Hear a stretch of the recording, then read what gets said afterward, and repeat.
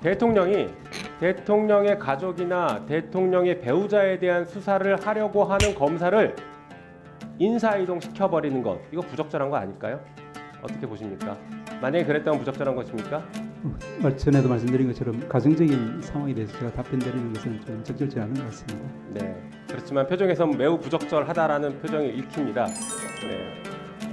당연히 부적절하죠. 대통령이 인사권을 행사하면서 수사를 방해하는 행위는 사실은 법 위반이라고 봐야 됩니다. 저는 그렇게 생각하고,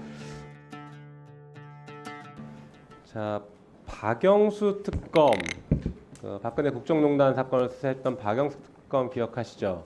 예, 예, 이분 50억 클럽, 대장동 사건의 50억 클럽에 연루가 돼서 수사받고 있습니다. 알고 있습니까? 예, 검사가 어떤 사건을 수사했느냐가 그 사람의 잘못을 면책해 주는 건 아닌데 동의하십니까? 예, 그렇죠. 그러니까 누구를 수사했든 그 검사 자체가 잘못을 하면 그건 별도로 거기에 대해서 법적 책임을 물어야 되는 겁니다. 동의하시죠? 예. 네. 오히려 대통령이 대통령의 가족이나 대통령의 배우자에 대한 수사를 하려고 하는 검사를 인사이동 시켜버리는 것, 이거 부적절한 거 아닐까요? 어떻게 보십니까? 만약에 그랬다면 부적절한 것입니까? 전에도 말씀드린 것처럼 가정적인 상황에 대해서 제가 답변드리는 것은 좀 적절치 않은 것 같습니다. 네, 그렇지만 표정에선 매우 부적절하다라는 표정이 읽힙니다.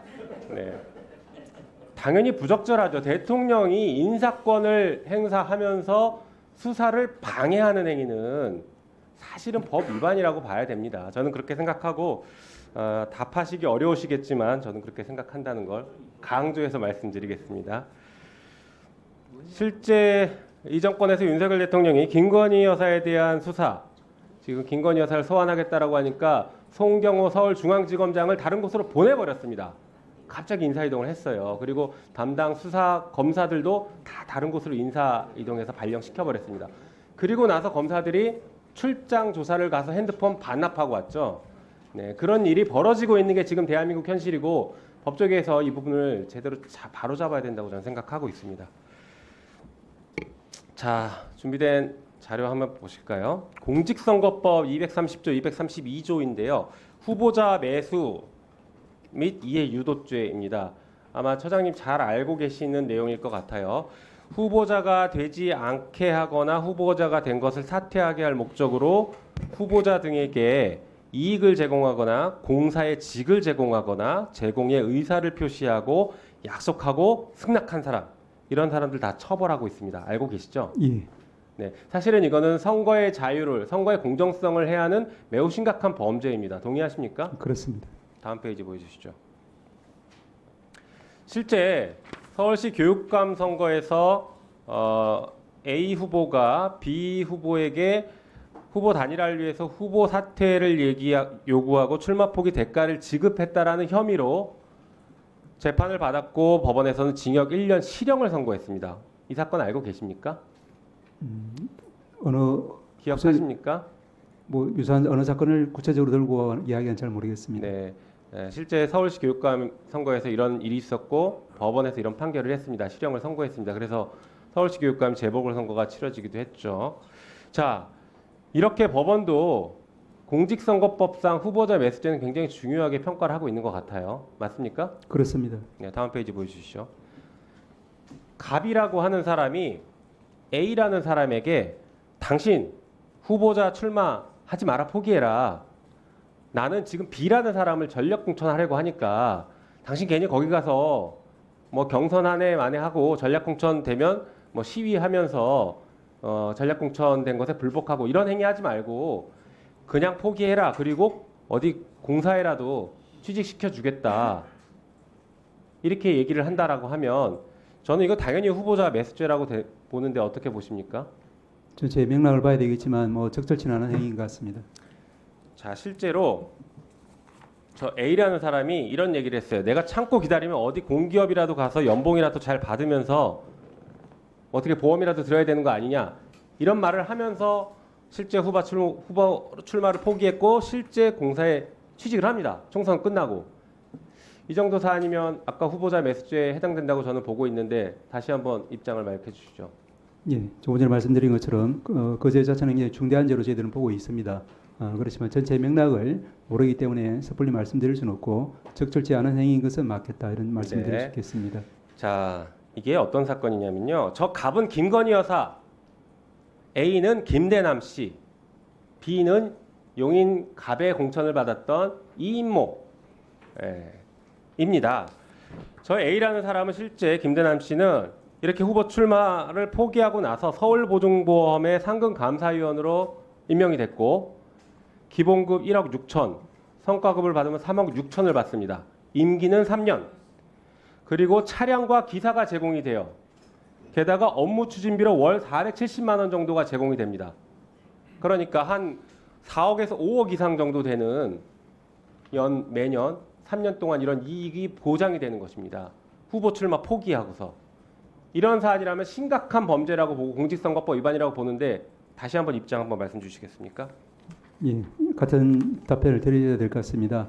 맥락을 잘 몰라서 이 특정 사안에 대해서 저희가 단정적인 말씀을 드리기는 어렵겠지만 다만 이제 적절치 않은 사안인 것 같습니다.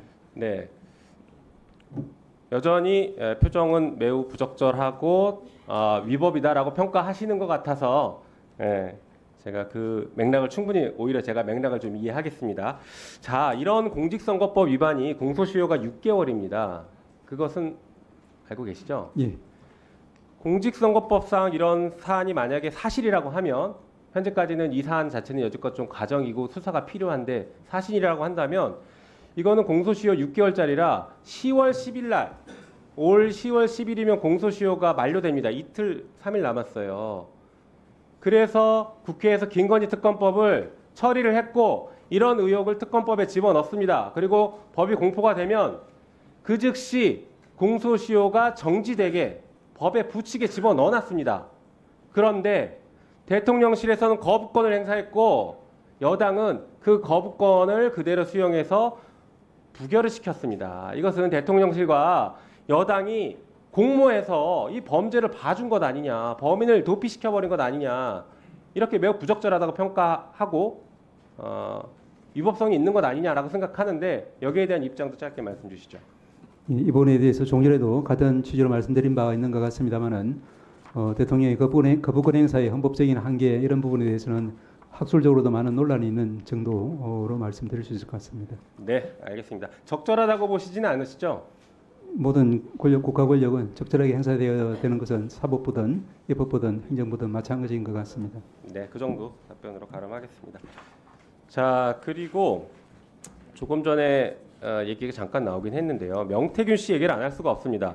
이 명태균 씨가 윤석열 대통령 후보에게 여론조사 보고하고 비용은 한 푼도 안 받았다. 법 위반 가능성이 있다라고 하는 MBC 단독 보도 혹시 보신 적 있으십니까? 예, 뉴스를 통해서 봤습니다. 예, 이게 굉장히 회자가 많이 되고 시끄러웠죠.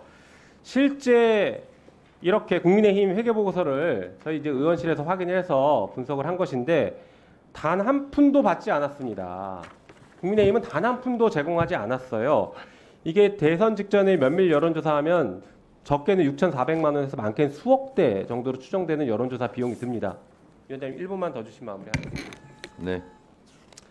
네, 그렇게 많은 여론조사 비용이 드는데 이 명태균 씨가 운영했던 미래한국연구소에는 수차례 이렇게 여론조사를 의뢰했음에도 단 한 번도 돈을 지급하지 않았다라는 게 국민의힘 회계 보고에 나와 있습니다. 객관적인 자료에 나와 있어요. 만약에 이렇다라고 하면 저는 정치자금법상 정치자금 부정수수죄에 해당한다라고 볼 수 있을 것 같은데 거기에 대한 입장을 듣고 싶습니다. 자, 정치자금법에는 후보자가 정치활동에 소요되는 비용을 지급하지 않게 만드는 것도 다시 말해서 이 여론조사에 대한 비용을 지급하지 않게 하는 것도 기부행위로 보고 있습니다. 기부행위로 본다라고 아예 그 규정이 있어요. 그리고 정치자금법을 위반해서 기부를 한 사람 그리고 기부를 받은 사람 둘 다 처벌하고 있습니다. 지금 말씀드렸던 것처럼 여론조사를 돈 한 푼도 주지 않고 받았다라고 하면 정치자금법 위반이 될 것 같은데 예, 말씀하신 것처럼 뭐 적극적인 기부건, 소극적인 기부건 동일한 평가받는 것은 틀림없는 사실입니다. 그렇지만 역시 이 부분은 구체적인 맥락을, 거래관계의 맥락을 제가 알 수 없기 때문에 거기에 대해서는 답변하기가 적절치 않은 것 같습니다.